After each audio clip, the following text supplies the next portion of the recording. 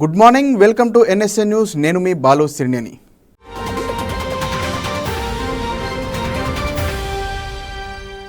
Warangal, Khammam, Nalgonda graduate MLC ఉప ఎన్నిక పోలింగ్కు రంగం సిద్ధమైంది. రేపు ఉదయం 7 గంటల నుంచి ఓటింగ్ ప్రారంభం కానుంది.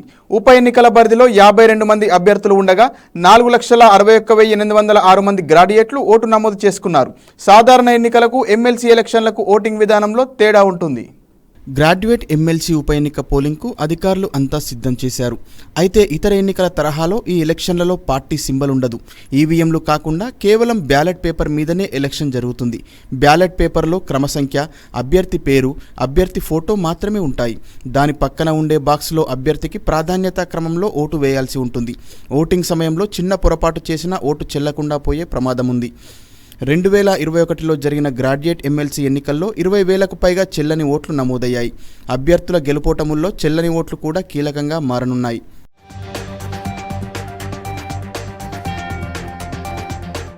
అభ్యర్థి పేరు, ఫోటో పక్కన ఉన్న బాక్స్లో కేవలం ఇంగ్లీష్ నెంబర్ మాత్రమే వేయాలి. 1వ ప్రాధాన్యత ఓటు వేయకుండా 2 లేదా 3 ఇతర ఏ నెంబర్లు వేసినా ఆ ఓటు చెల్లుబాటు కాదు. పోలింగ్ బూత్లో అధికారులు ఇచ్చిన పెన్తో మాత్రమే బ్యాలెట్ పేపర్పై ప్రాధాన్యత క్రమంలో ఓటేయాలి. సొంత పెన్ను వాడినా, ఇతర రంగులు వాడినా ఓటు చెల్లదు. ఒక ప్రాధాన్యత ఓటును ఒకరికే వేయాల్సి ఉంటుంది. అంటే 1వ నెంబర్ను ఒకరికి మాత్రమే వేయాలి. ఆ తర్వాత 2వ నెంబర్ను ఒకరికి, 3వ నెంబర్ను మరొకరికి మాత్రమే వేయొచ్చు. బ్యాలెట్ పేపర్పై అభ్యర్థి పేరు పక్కన కేవలం ఇంగ్లీష్ నెంబర్ 1, 2, 3, 4, 5 అని మాత్రమే వేయాలి. 1 అని తెలుగులో కానీ 1 అని ఇంగ్లీష్లో కానీ రాయకూడదు.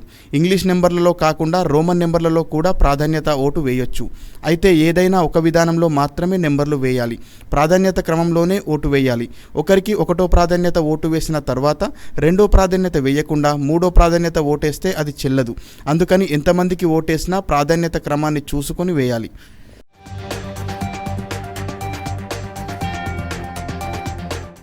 బ్యాలెట్ పేపర్పై నంబర్ తప్పించి టిక్ మార్క్ పెట్టినా, పేరు రాయడం కానీ ఇతర ఏ గుర్తులు ఉన్నా వాటిని చెల్లని ఓటుగానే పరిగణిస్తారు.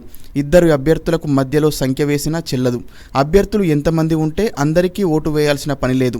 ప్రాధాన్యత క్రమంలో నచ్చిన కొందరికి ఓటేస్తే సరిపోతుంది.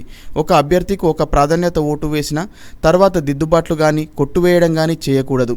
ఏ విధమైన అంకె వేయకుండా ఇచ్చిన బ్యాలెట్ పేపర్ కూడా చెల్లుబాటు కాదు.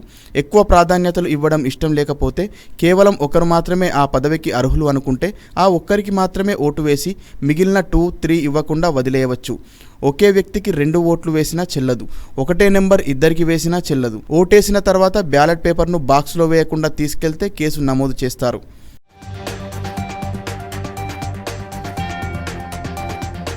గ్రాడ్యుయేట్, టీచర్ ఎమ్మెల్సీ ఎన్నికల్లో గతంలో పెద్ద సంఖ్యలోనే చెల్లని ఓట్లు నమోదయ్యాయి.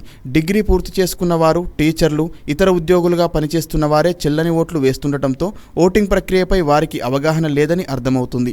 2021లో జరిగిన వరంగల్, ఖమ్మం, నల్గొండ గ్రాడ్యుయేట్ ఎమ్మెల్సీ ఎన్నికల్లో 20,000కు పైగా చెల్లని ఓట్లు నమోదు కాగా హైదరాబాద్, మహబూబ్ నగర్, రంగారెడ్డి గ్రాడ్యుయేట్ ఎన్నికల్లో 21,000 ఓట్లు చెల్లకుండా పోయాయి. దీంతో అధికారులు కూడా ఓటేసే విధానంపై అవగాహన కల్పించేందుకు ప్రయత్నిస్తున్నారు. పోలింగ్ బూత్లో కూడా ఓటు వేసే సమయంలో చేయాల్సినవి, చేయకూడనివి అంశాలతో సహా పోస్టర్లను అంటించనున్నారు.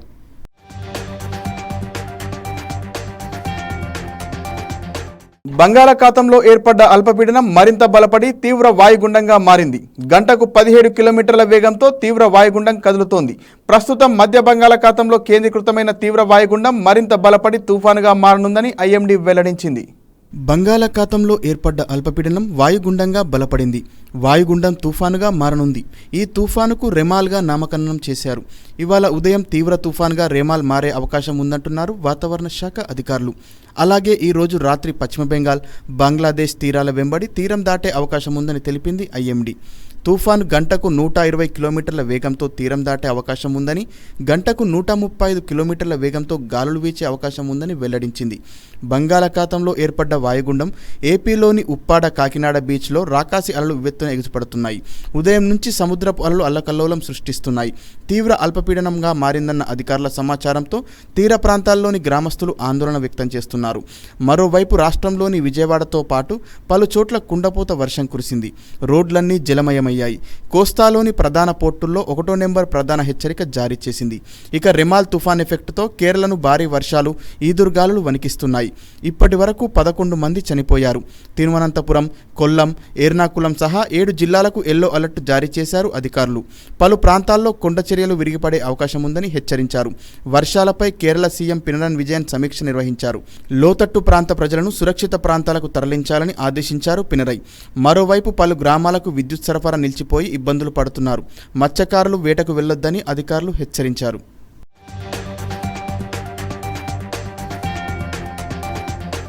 లోక్సభ ఎన్నికల కంటే ముందు ఇప్పటికే 37 కార్పొరేషన్లకు చైర్మన్లను ప్రకటించిన సర్కారు కోడ్ ముయ్యగానే మరో 17 మంది పేర్లను ప్రకటించేందుకు సిద్ధమవుతుంది. ఫస్ట్, సెకండ్ లిస్టు కలిపి 54 కార్పొరేషన్లకు చైర్మన్లను నియమించేందుకు సిద్ధమైంది. రాష్ట్ర కార్పొరేషన్ పదవుల్లో సీఎం లక్కీ నెంబర్ 9 వచ్చేలా ప్లాన్ చేస్తున్నట్లు తెలిసింది. వీరంతా ఒకేసారి పదవి బాధ్యతలు తీసుకోనున్నట్లు సమాచారం. వచ్చే నెల ఫస్ట్ వీక్లో అందరికీ జీవోలు అందనున్నాయి. కార్పొరేషన్ల 2వ లిస్టులో చేర్చబోయే పేర్లపై పీసీసీ చీఫ్ కసరత్తు చేస్తోంది. క్యాస్ట్ ఈక్వేషన్స్, పార్టీలో శ్రమించిన నేతలకు ప్రాధాన్యత ఇవ్వనున్నారు.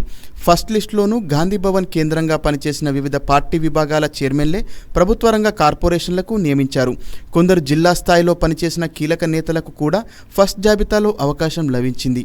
ఇప్పుడు కూడా ఇదే విధానాన్ని అవలంబిస్తూ క్యాస్ట్ ఈక్వేషన్స్ కూడా పరిగణలోకి తీసుకోనున్నట్లు ఓ నేత తెలిపారు.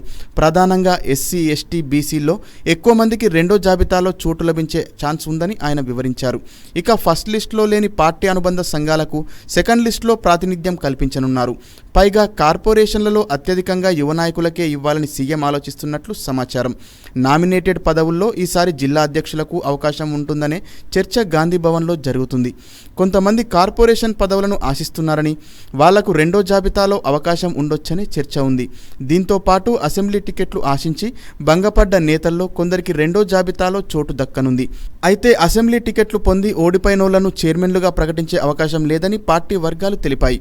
ఓడిపోయిన నేతలు కూడా తమకు ఈ దఫా అవకాశం ఇవ్వాలని సీఎం ముందు ప్రపోజల్ పెట్టినట్లు తెలిసింది.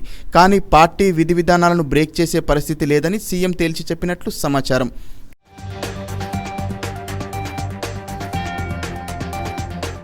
ఇదిలా ఉండగా త్వరలో స్థానిక సంస్థల ఎన్నికలు నిర్వహించేందుకు సర్కారు సిద్ధమవుతుంది. 10 ఏళ్ల తర్వాత పవర్లోకి వచ్చిన కాంగ్రెస్ మెజార్టీ సర్పంచులు, ఎంపీటీసీ, జెడ్పీటీసీలు గెలవాలని లక్ష్యం పెట్టుకుంది.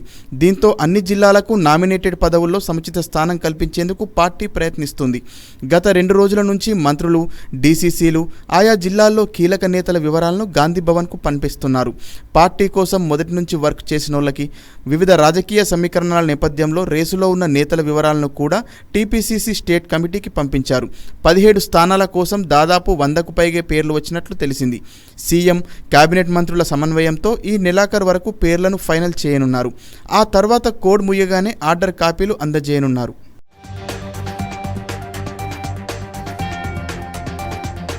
మేడిగడ్డ ప్రాజెక్టు వద్ద భారీ శబ్దాలు, ప్రకంపనలు భయాన్ని రేకెత్తిస్తున్నాయి.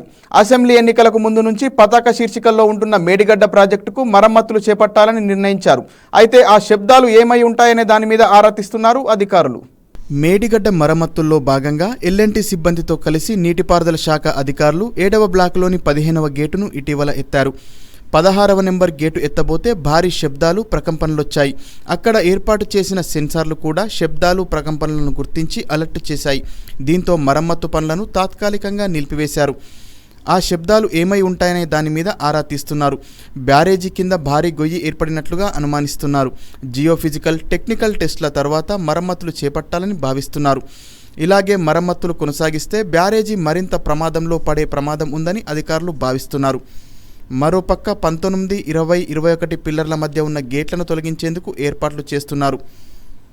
20, 21 పిల్లర్ల మధ్య గేటును తొలగించే ప్రక్రియలో భాగంగా గేటుకు అదనంగా ఉండే బీడింగ్లను తొలగించారు. బ్లాక్ 7కు దిగువన ఏర్పాటు చేసేందుకు షీట్ ఫైల్స్ ఇప్పటికే బ్యారేజ్కి చేరుకున్నాయి.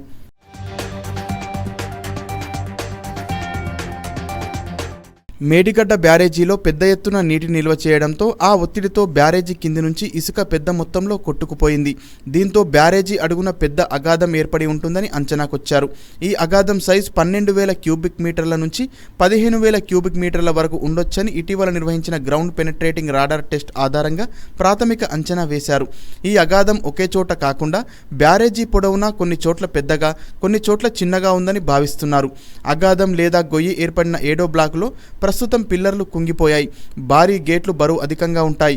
ఈ భారీ గేటును పైకి ఎత్తే సమయంలో పునాదులపై ఒత్తిడి పెరిగి బ్యారేజీ మరింత లోతుకు కుంగిపోయే ప్రమాదం ఉందని భావిస్తున్నారు. అందుకే కింద ఉన్న అగాధాన్ని పూడ్చిన తర్వాతే గేట్లను ఎత్తాలని అధికారులు నిర్ణయించారు.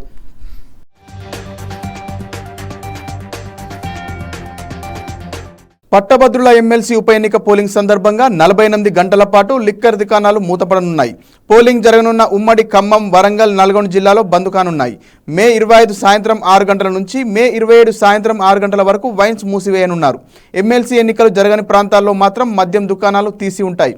కాగా ఎవరైనా నిబంధనలు ఉల్లంఘిస్తే చర్యలు తప్పవని పోలీసులు హెచ్చరించారు. మే 27న ఎమ్మెల్సీ ఎన్నిక జరగనున్నది.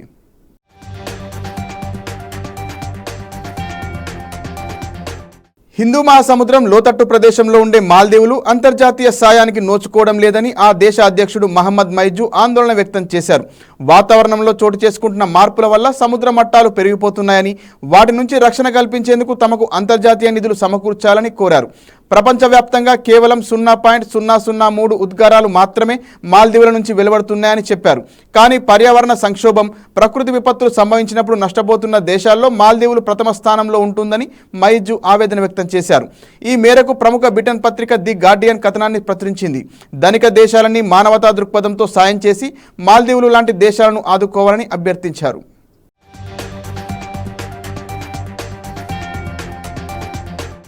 మరిన్ని వార్తలతో మళ్ళీ కలుద్దాం. నమస్కారం.